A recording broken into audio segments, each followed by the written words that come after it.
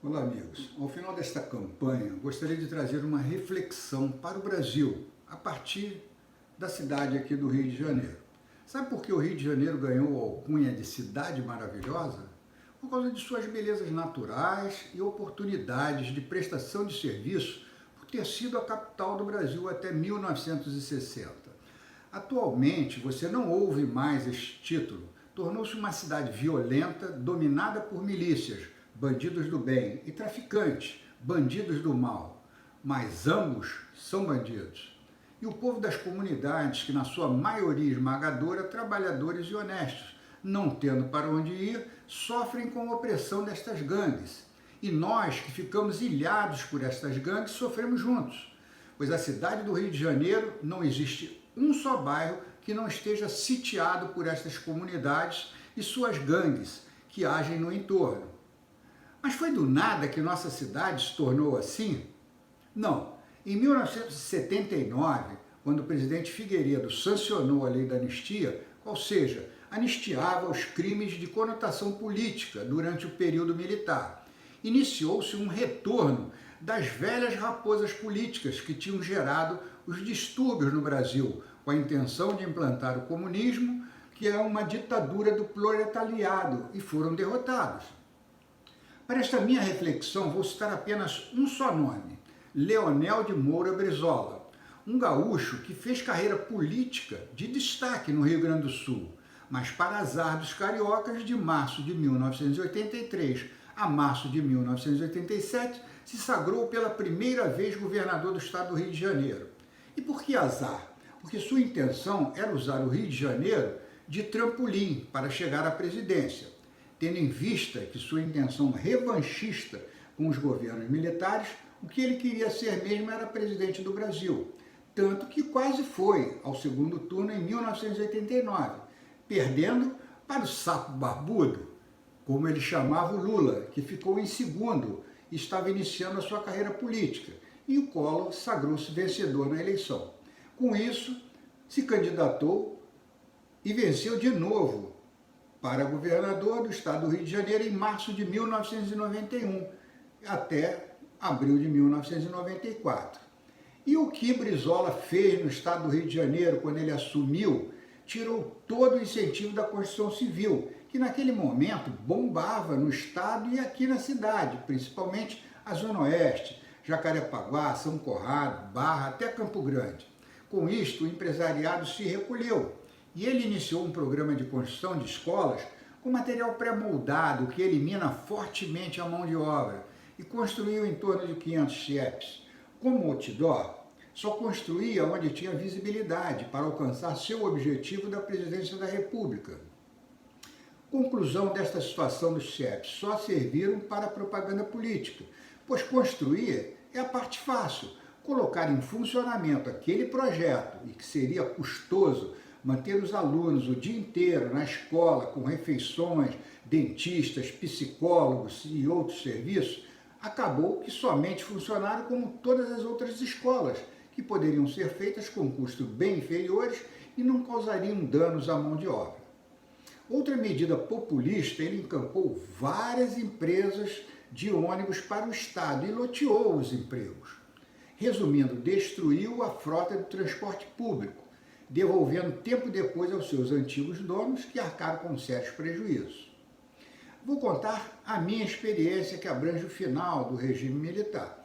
Eu tinha pleno emprego, me casei, tive filhos, me tornei um pequeno empreendedor da construção civil. Comecei com uma bomba Putzmaster de lançamento de argamassa, que executava o revestimento de paredes. E cheguei a ter 4 dessas máquinas. Tive a oportunidade de trabalhar em obras de destaque do Rio de Janeiro, como o Vilagem São Conrado, o Barra Mares, o Atlântico Sul, Itanhangá, dentre outras, chegando a ter 80 funcionários.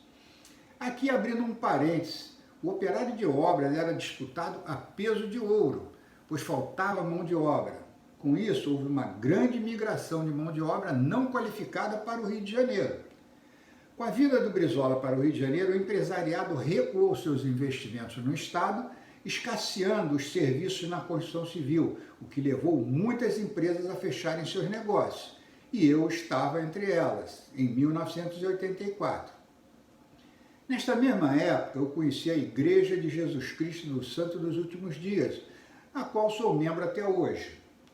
Amarguei um período de dificuldades até o período Collor em relação a trabalho, inclusive tentando a vida no exterior. O governo Brizola estendia suas ações populistas, e uma delas, esta sim foi preponderante para o declínio da cidade, foi o grande incentivador de invasões diárias para o assentamento daqueles operários da construção civil e outros que teriam perdido seus empregos, não retornando aos seus locais de origem, por ser aqui uma cidade bem hospitaleira, criando então programas como Cada Família um Lote, que eu acompanhei por morar perto na comunidade de Rio das Pedras.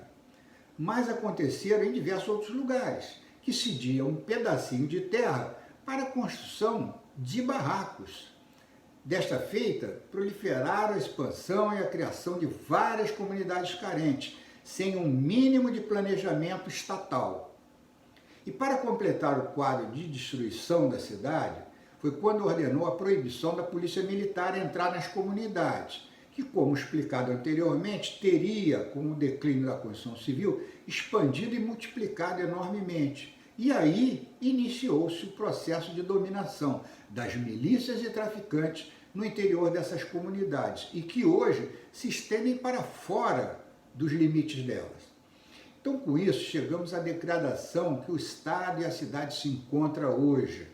Iniciado em 1982, portanto, 40 anos se passaram com algumas decisões de um governador que queria ser presidente e que morreu em 2004 sem ter conseguido o seu objetivo, pois o povo, as mídias, as estatísticas e as urnas eletrônicas estancaram sua ambição.